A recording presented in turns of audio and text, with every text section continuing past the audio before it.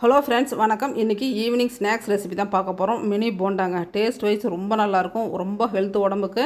இந்த பருப்பு சில பசங்களுக்கு சாப்பிடவே மாட்டேன்னு சொல்லுவாங்க. தோசையாக ஊற்றி கொடுத்தாலும் சாப்பிட மாட்டாங்க. இந்த மாதிரி மினி போண்டாவாக போட்டு கொடுங்க, ரொம்ப விரும்பி சாப்பிடுவாங்க. அந்தளவுக்கு டேஸ்ட்டான ஒரு மினி போண்டா ரெசிபிங்க. பார்க்கும்போதே உங்களுக்கு தெரிஞ்சிருக்கும். முழு பச்சை பயிரில் தான் இன்றைக்கி நம்ம போண்டா ரெசிபி பார்க்க போகிறோங்க. இதை நல்லா ஊற வச்சுக்கோங்க. ஒரு 5லேருந்து 6 மணி நேரம் ஊற வச்சுட்டு நம்ம மிக்சியில் சேர்த்து நல்லா நைஸாக அரைச்சி எடுத்துக்கணும். இப்போ இந்த பச்சை பயிரை நான் 2 பேட்சாக அரைச்சி எடுத்துக்க போகிறேங்க. தண்ணி கொஞ்சமான அளவு மட்டும் சேர்த்துக்கோங்க. தண்ணி அதிகம் சேர்க்கக்கூடாது. 1/4 கிளாஸுக்கும் கம்மியாக தண்ணி சேர்த்துட்டு நல்லா நைஸாக அரைச்சி எடுத்துக்கலாங்க. பாருங்கள், இந்தளவுக்கு கெட்டி பதமாகவும் மாவு நல்லா நைஸாகவும் நம்மளுக்கு அரைப்பட்டு வந்துடுச்சு. இப்போ போண்டாவுக்கு தேவையான பொருளெலாம் நம்ம கட் பண்ணி எடுத்துக்கலாங்க. கொத்தமல்லி கொஞ்சமான அளவு எடுத்துருக்கேன். இஞ்சி ஒரு சின்ன துண்டு அளவுக்கு, பச்சை மிளகாய் 1, ஒரே ஒரு வெங்காயங்க.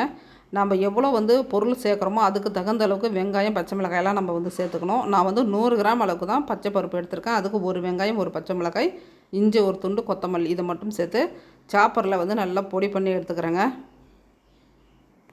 இப்போ நல்லா பொடியாகிடுச்சு நம்மளுக்கு. இப்போ அரைச்ச விழுதை வேறு பாத்திரத்தில் மாற்றி வச்சுக்கலாம். இப்போ 2 பேட்ச் பச்சை பயிரும் நம்ம அரைச்சி எடுத்துகிட்டு வந்தாச்சுங்க. இப்போ இந்த பச்சை பருப்பில் அரிசி மாவு நம்ம சேர்த்துக்க போகிறோங்க. ஒரு 3 ஸ்பூன் அளவுக்கு அரிசி மாவு நான் சேர்த்துக்கிறேன். இப்போ பச்சை பயிறு மாவு கொஞ்சம் உங்களுக்கு தண்ணியாக இருந்தது அப்படின்னா நீங்கள் இன்னும் கூட கொஞ்சம் அரிசி மாவு சேர்த்துக்குங்க. இப்போ நம்ம அரிசி மாவு சேர்த்துட்டோங்க. உப்பு தேவைக்கேற்ப சேர்த்துட்டு பெருங்காயத்தூள் ஒரு 1/4 டீஸ்பூன் அளவுக்கு சேர்த்துருக்கேன். இப்போ நம்ம பொடியாக கட் பண்ணி வச்சுருக்கக்கூடிய வெங்காயம், பச்சை மிளகாய், இஞ்சி, கொத்தமல்லி தழை இது எல்லாமே சேர்த்துட்டு பெருஞ்சீரகம் ஒரு 1/4 டீஸ்பூன் அளவுக்கு சேர்த்துக்கோங்க. சேர்த்துட்டு மாவையெல்லாம் நல்லா கலந்து விட்டுடலாங்க.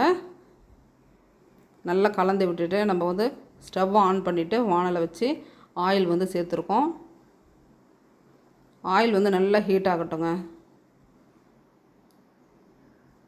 இப்போ நம்ம நல்லா சூடான எண்ணெயில் இந்த பச்சை பயிறு மாவை சின்ன சின்னதாக அப்படியே கிள்ளி போட்டு பொரித்து எடுத்தோம் அப்படின்னா சூப்பரான ஒரு ஈவினிங் ஸ்நாக்ஸ் நம்மளுக்கு ரெடி.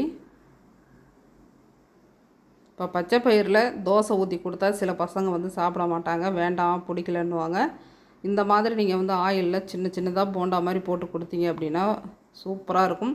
இதுக்கு சைடிஷாக நீங்கள் தேங்காய் சட்னி வச்சுக்கலாங்க. வெறும் தேங்காய், பச்சை மிளகா, பூண்டு பல் மட்டும் அரைச்சி நீங்கள் சட்னியாக வச்சுக்கிட்டிங்கன்னா ரொம்ப நல்லாயிருக்கும். இன்றைக்கி நான் வெங்காய சட்னி இதுக்கு வச்சுருந்தேங்க. ரொம்ப நல்லா இருந்தது. நம்ம எப்போவுமே நார்மலாக இட்லி தோசைக்கு அரைப்போம் இல்லைங்களா வெங்காய சட்னி, அதுதான் இன்றைக்கி நான் ரெடி பண்ணி வச்சுருந்தேன். இந்த போண்டாவுக்கும் அந்த வெங்காய சட்னிக்கும் டேஸ்ட் வைஸ் ரொம்ப நல்லா இருந்தது. பாருங்கள், நம்மளுக்கு மினி பச்சை பயிறு போண்டா நம்மளுக்கு ரெடி ஆகிடுச்சு.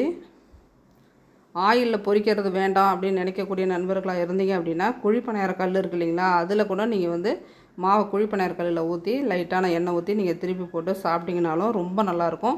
சிம்மில் வச்சு நல்ல முருகலாக வேக வச்சு எடுத்துக்கோங்க. குழிப்பணியார கல்லில் ரொம்ப நல்லாயிருக்கும்.